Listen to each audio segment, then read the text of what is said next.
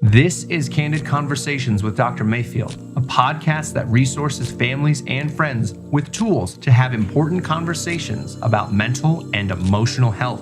This show is sponsored by Mayfield Counseling Centers, helping you find clarity, hope, and purpose. Here's your host, Trevor Sheeran.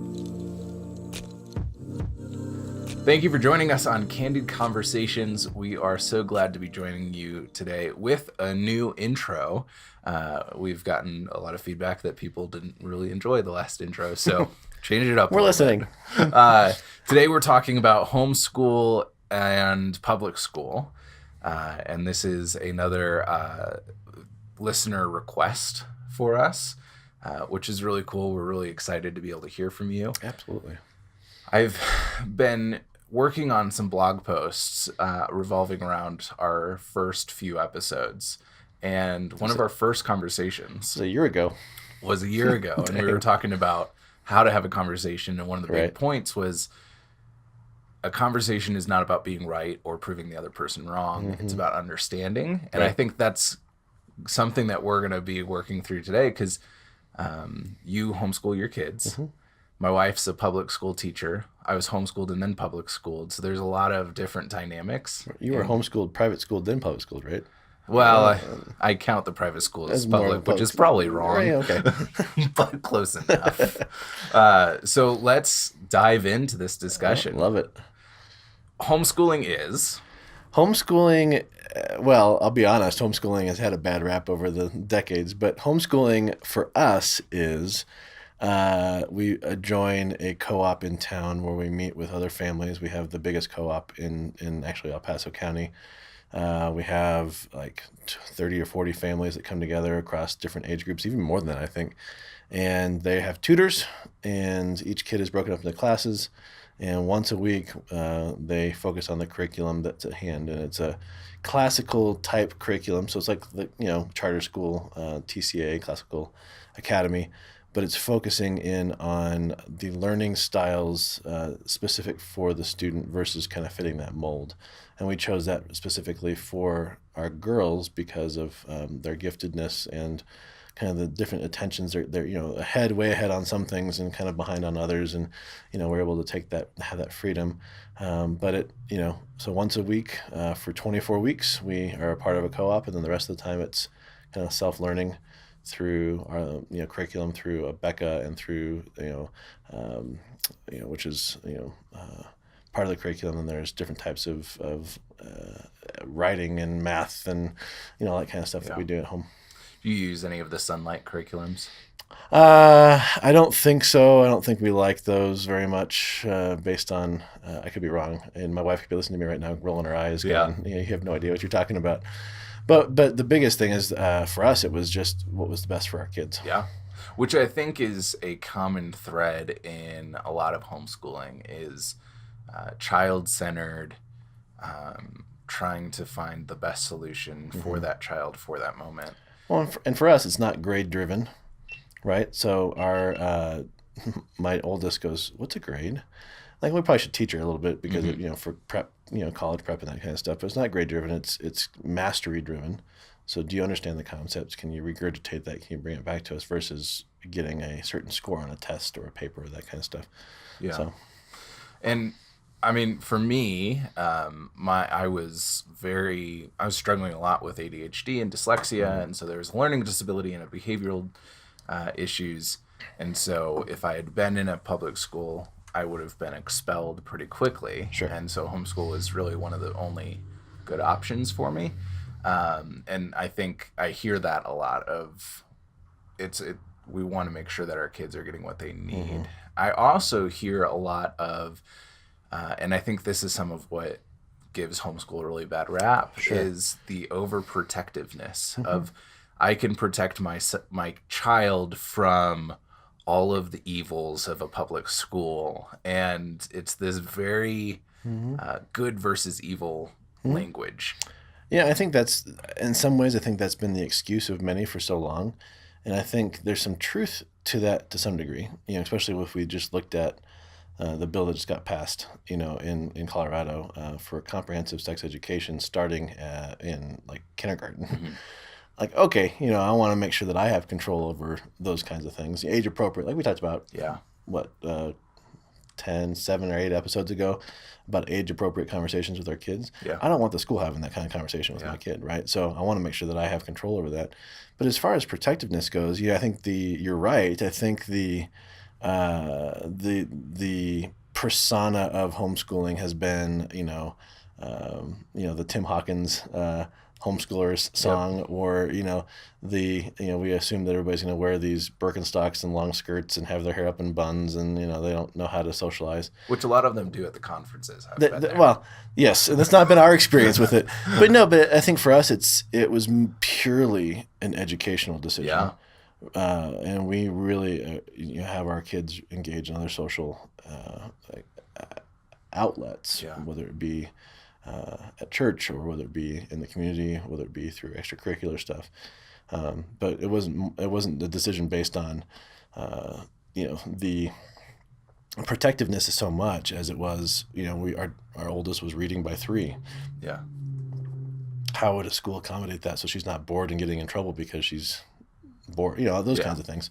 Well, and you touch on something that I think is really important, and we talked a little bit about this in our episode about Rue last week. And my wife is a teacher for high school, teaches math, and a lot of the feedback she gets from students is that they wish they would teach on how to do taxes, or how to change a tire, budgeting, stuff like that. And what we've kind of come to as a couple in our conclusion is that's not the role of the teacher, that's the role of the parent. But since the parent is slowly fading away, in a really general sense, it is becoming the school's mandate to fill the gaps in education. And I think that's why we see the sex education, one of the reasons we see sex education becoming younger and younger in public schools, or RU, or a lot of schools are starting to have options for seniors where they spend a week. Excuse us, our GoPro is being really annoying, so we're going to turn that off. A lot of seniors have the opportunity to, before school or after school on a certain day, go out to the parking lot and learn how to change a tire, or learn how to change oil, or learn how to do budgeting. And so they're teaching these life skills. And I think some of that is just because there aren't parents who are teaching that as intensely as we need. Well, and part of the reason we chose to homeschool too is I want to equip my family, my kids, to be the best societal, to be best prepared for society, to be, kind. And, I think it's a lot of things went into this, right? And that's why I would encourage parents that are listening going, take a step back, I think, and don't have that I should, this should, the shoulds narrative in your mind. Well, I should send my kid to public school. Well, why? I don't know. Or I should send them to private school. I don't, there's no shoulds. I think you take a look at your kid, and every kid's gonna be different, right? Not every kid in a household should be homeschooled, or should be in public school or private school. It needs to be, and that's where I think we get caught up in these societal, shoulds and musts, in the ways that these almost what I'm looking for, like molds or models that they're supposed to be in, and we don't really take a unique look at the kid themselves. Yeah. And so it's funny because people, when they find out we homeschool, like, oh, you don't like public school? Like, no, I never said that. Because it seems like this us versus them mentality. Right. Yeah, and I always say, like, I never said I don't like public school. I said this is the best decision for my girls. But, if we end up having another kid and it's, or whatever, we'll look at that scenario too and go, what's the best for them? But yeah, I think you're right. It becomes, but this is the complacency of our society, right? It becomes us versus them, or and that's where I think a lot of the misunderstanding comes. Because then there are a lot of people that have, I've met a lot of people, I'm sure you have too, that say they homeschool, and I'm like, no, you don't. You don't do anything. Right. Like, you just let your kid do whatever they want, whenever they want, and however they want it, and they're not learning a jack, Yeah.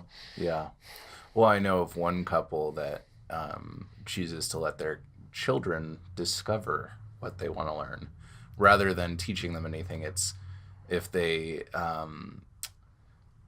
it literally makes no sense. But I think from a developmental psychology standpoint, that's screwing your kids up. And I think we as a culture have this really unique ability to pick out the extremes in a group. Sure. Yeah. And that becomes the stereotype of that group. And so we look at public school, and the stereotype is my kids are going to do drugs, learn about sex, and become hoodlums.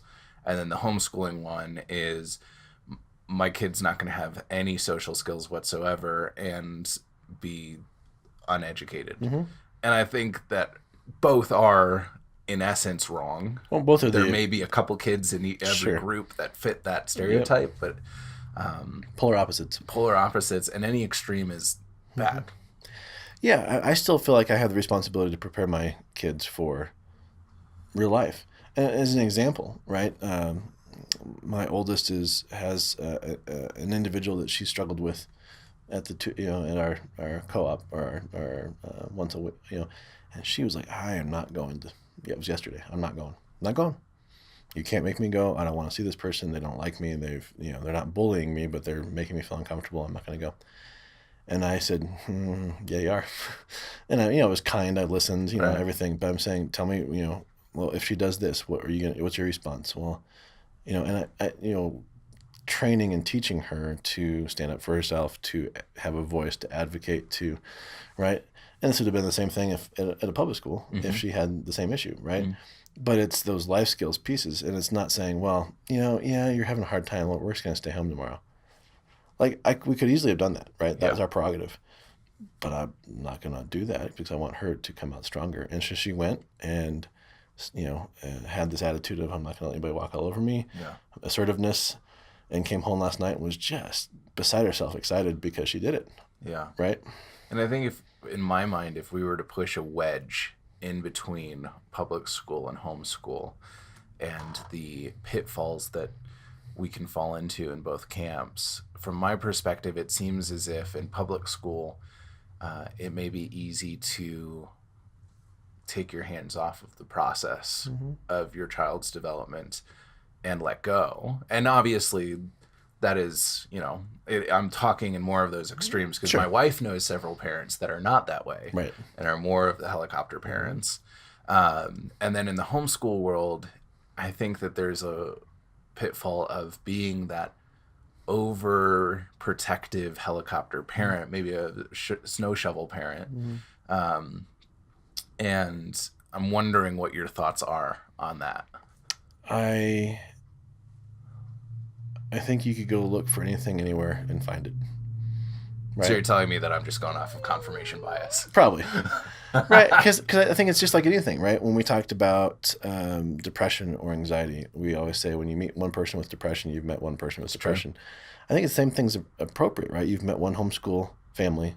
You've met one homeschool family. And yet we meet that one homeschool family and we're like, don't get anywhere near me. You're eating kale and wearing, whatever, and that's our bias. Yeah. And you're right, confirmation bias. So we're going to look for it and find it.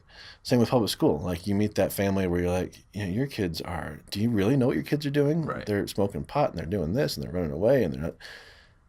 Well, you've met one family. Right.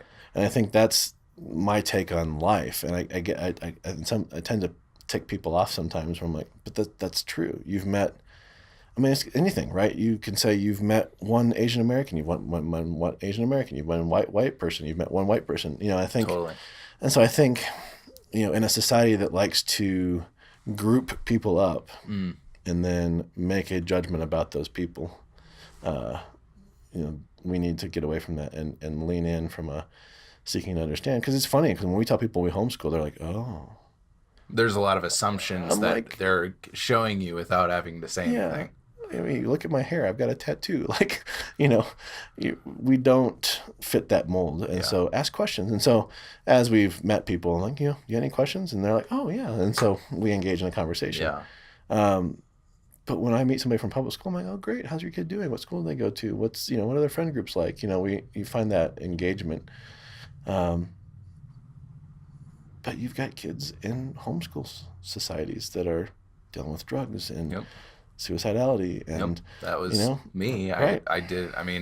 I attempted when I was at private school, but that was because I started private school because I was suicidal and needed that extra support of the teachers and all that.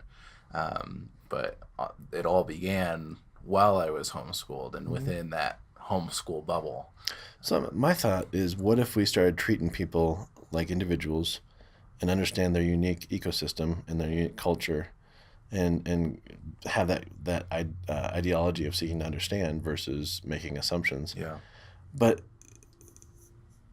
I think the one thing that I worry about, and I'm gonna lob a grenade in this one and just see what your thoughts are on this. But I do worry that as we go from more of that, the way that the forefathers intended government to be more of that local government versus big government, but as we see these moves towards bigger government, the government then starts to take control over the education system more and more and more and more.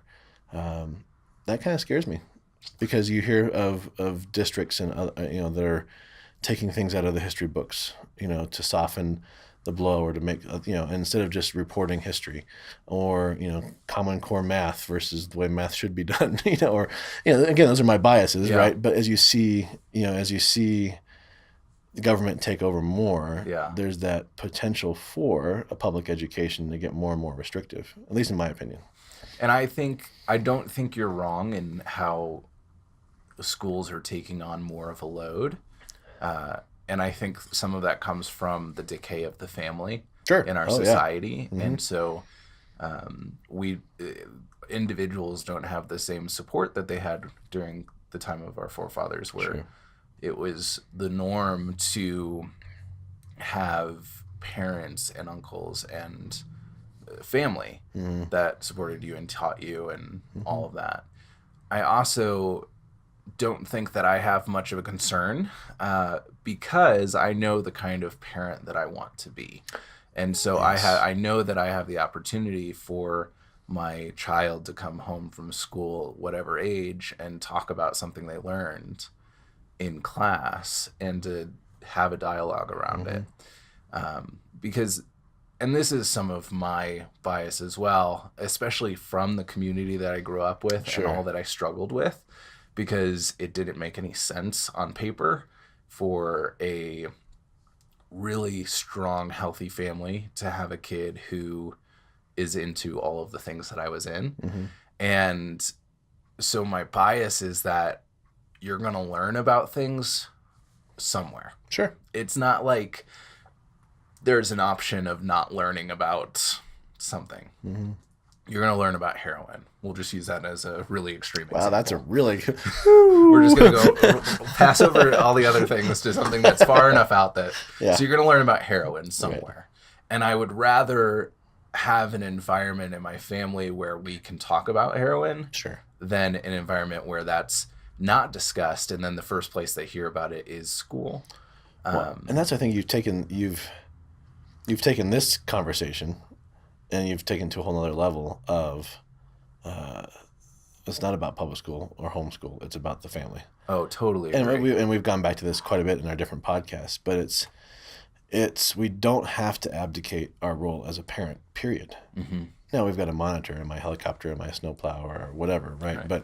But if we're being intentional, yes, it doesn't matter if you're going to public school, Christian school, private school, charter school, Catholic school, homeschool, early college, whatever. Right. It doesn't matter.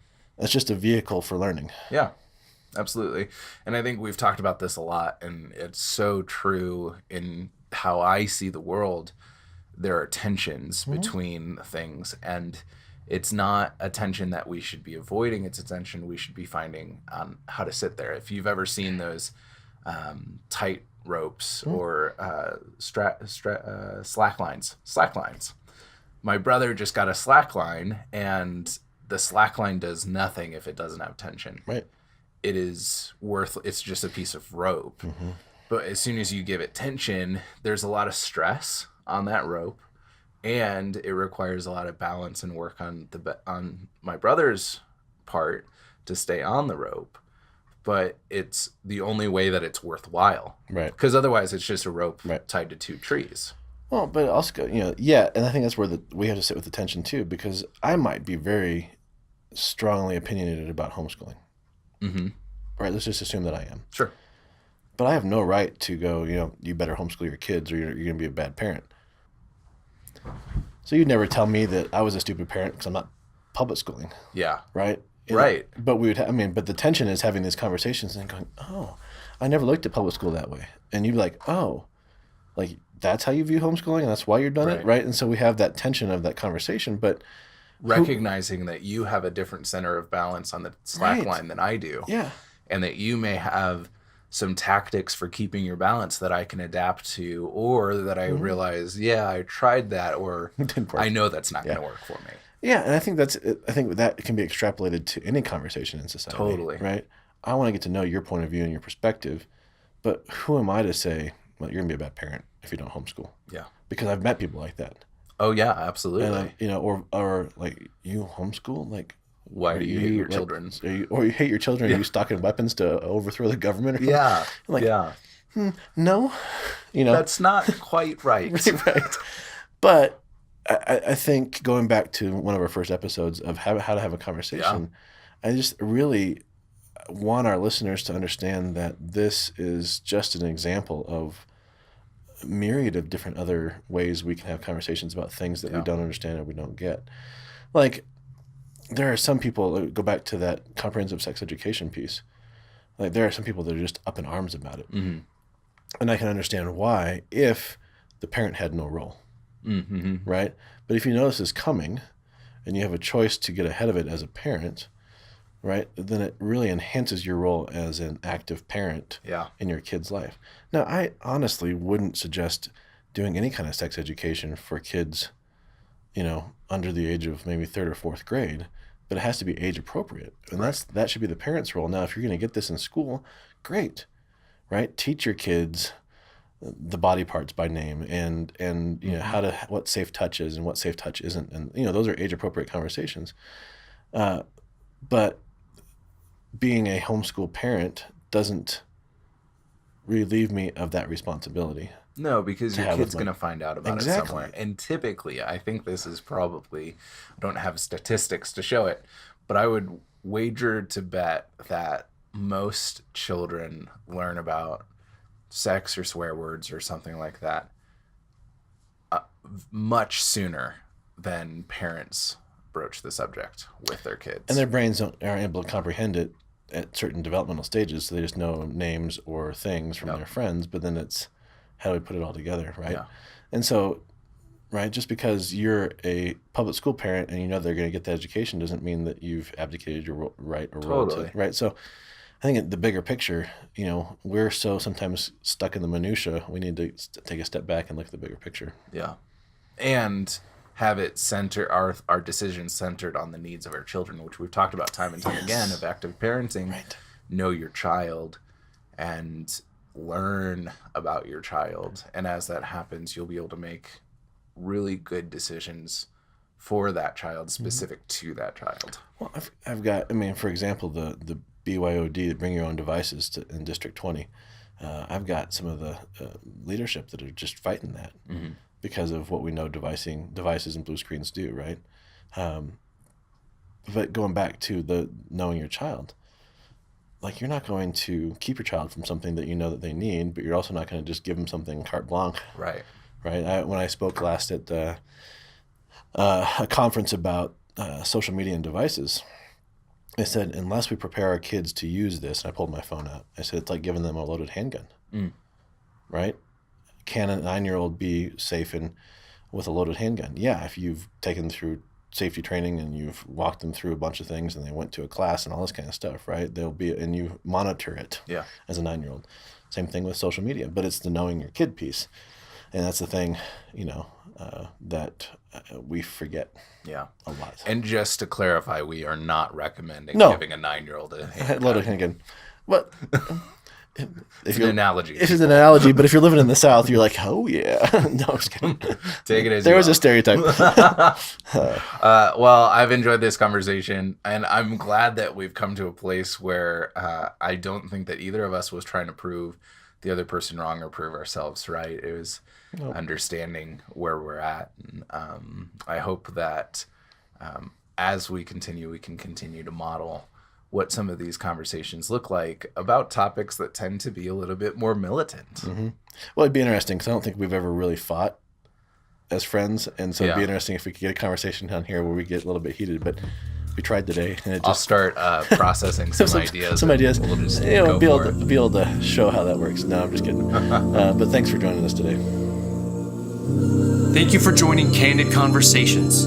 If you would like more information, you can email candid@mayfieldcounseling.com or call 719-452-4803.